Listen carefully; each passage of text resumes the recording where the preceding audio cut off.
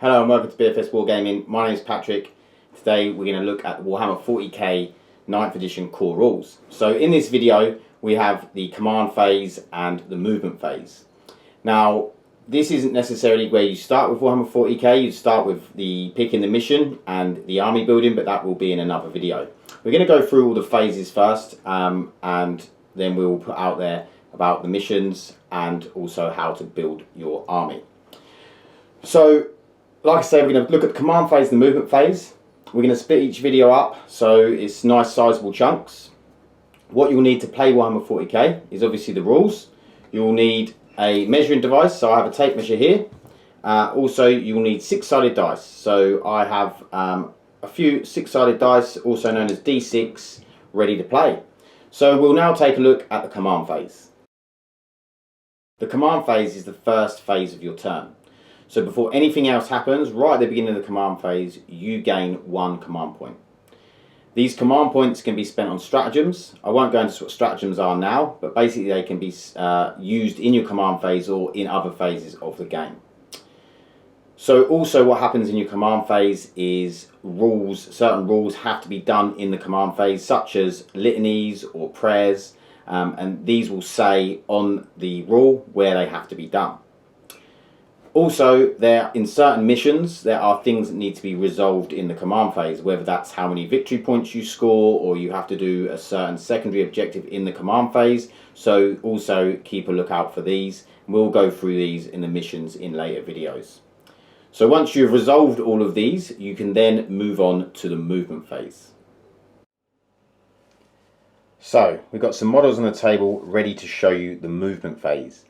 Now there are 5 things you can do in the movement phase. You can do a normal move, you can do an advanced move, you can remain stationary, you can fall back, or you can arrive as reinforcements. So we'll break these down and go into more detail. So we'll start off with the normal move. Now with a normal move, on your data sheet for each unit, so over here for instance, we have Primaris Marines and Sisters of Silence. Now the Sisters of Silence have a move characteristic of 7. So on their data sheet there's an M and underneath that it says 7. This is 7 inches, okay? And on the Primaris Marines data sheet, on their move characteristic it says 6, so they can move 6 inches. So what this means is I can move in any direction I want with the Sisters of Silence up to 7 inches. So if you're going to measure from the front of the base, okay, you can move up to 7 inches with the front of the base not going any further than 7 inches. You could also choose to measure from the back of the base, which means that the back of the base can't go any further than that 7 inches. Okay, so that is exactly how you move, but you can move in any direction you want. Doesn't matter, it's entirely up to you in whichever direction you feel is best for you to go. So again, exactly the same with the Primaris Marines. They move 6 inches, so they can move anywhere up to the 6-inch mark.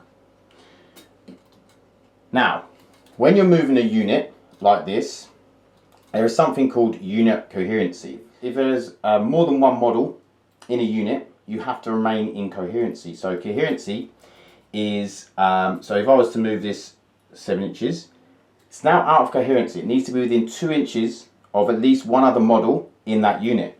So then what you could do is you could move these like this, so you don't have to move them the full 7 inches. And each one is within 2 inches of another model. Now, if we were to add another 3 into this unit, this means they would be over 5. Now what happens if you're over 5 models in a unit? That means you have to remain within 2 inches coherency of at least 2 other models.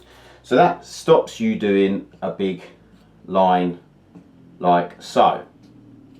Okay, so what this means is that you'd have to have guys like this, so you'd be within 2 inches of at least 2 other models to remain in coherency. So you've really got to think about this when you're moving your models, because if something remains out of coherency, at the end of the battle round, then it will be destroyed. So it's just something you have to pay attention to in the movement phase, and also when you're taking models away, when a model gets destroyed, because you need to make sure there's at least 2 other models within coherency for the rest of the unit. Okay, so what we're going to do now is we are going to move on to the advanced step. So, advancing. This is what you do is you take your normal move characteristic of, say for instance for these Primaris Marines is 6 inches. So what we're going to do now is you can roll a d6 and you add that to your move characteristic. So I'll roll a d6 and I rolled a 4. So that means you plus 4 plus the move characteristic of 6, which makes 10. So I can now move these Primaris Marines up to 10 inches. Okay? What you can't do with any sort of move, any of these moves, is you can't move in engagement range, which means you can't move within 1 inch of an enemy unit. Okay, that's the same with falling back, with advancing, and with a normal move. Okay, so what happens after you've advanced? This means you can't charge, you can't shoot. Okay, so you can't charge or shoot after you have advanced. So you just need to be careful of that. There are rules in the game, specific rules for specific armies and guns, which do get around this, but you have to look at that and look at the specific rules for that. So if you advance, you can't charge or shoot. Okay, the next rule of the movement phase we're going to talk about is remaining stationary. Now if you remain stationary, every single model in that unit has to remain stationary, so they cannot move. Okay? So there's certain things in the game like secondary missions that you need to remain stationary for to achieve them. So just be aware of that. If you were just even to move this model over to here, that means that whole unit has not remained stationary. So just take that into account when playing the game. Okay, the next rule we're going to talk about is falling back. Now, if you fall back, you have to fall back so you're not in engagement range of any enemy units. However, you can move within engagement range as long as you don't end the move within engagement range. This means when you're falling back, you can fall back your move characteristic, so you're not allowed to advance when you fall back. So these guys can move up to 6 inches as long as they end their move not in engagement range. For instance, this one could move past here up to here as long as he's not within 1 inch of this other unit. They're absolutely fine. Okay, so things to remember when you're falling back: you cannot shoot, you cannot charge, and you cannot manifest psychic powers once you have fallen back. So obviously there are specific rules that do override this, specific army rules and unit rules, but you have to check these obviously when playing the game. But yeah, as a blanket rule, you cannot shoot, you cannot charge, you cannot manifest psychic powers once you have fallen back out of combat. Okay, the other thing we have yet to talk about is vehicles and movement. Okay, so with vehicles is slightly different because, so this is a repulsor and this has a 12-inch move. Now I can move it just like this sideways up to 12 inches. That's absolutely fine. Okay, what I can't do is spin it round, then measure my 12 inches up to there, because that has now had an extra movement, because where I've spun it is further forward. So you have to take that movement into account. So what you could do is you could hold it like this, and then if you want to face it, you only go up to that 12 inches. You've just got to be careful of that when measuring, because you do not want to add on extra inches when you are moving. Okay.